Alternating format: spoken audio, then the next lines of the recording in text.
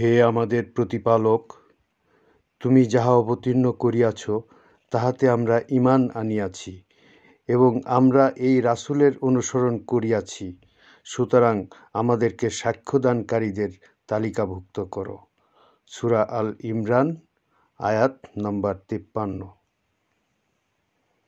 মুনাফিক নর ও মুনাফিক নারী একে অপরের অনুরূপ। উহারা অসৎ কর্মের নির্দেশ দেয় এবং সৎকর্ম করিতে নিষেধ করে। উহারা হাত বন্ধ করিয়া রাখে। উহারা আল্লাহকে বিস্মৃত হইয়াছে, ফলে তিনিও উহাদেরকে বিস্মৃত করিয়াছে। মুনাফিক তো পাপাচারী। উহারা কি জানে না, যে ব্যক্তি আল্লাহ ও তার রাসূলের বিরোধিতা করে, তাহার জন্য তো আছে জাহান্নামের অগ্নি,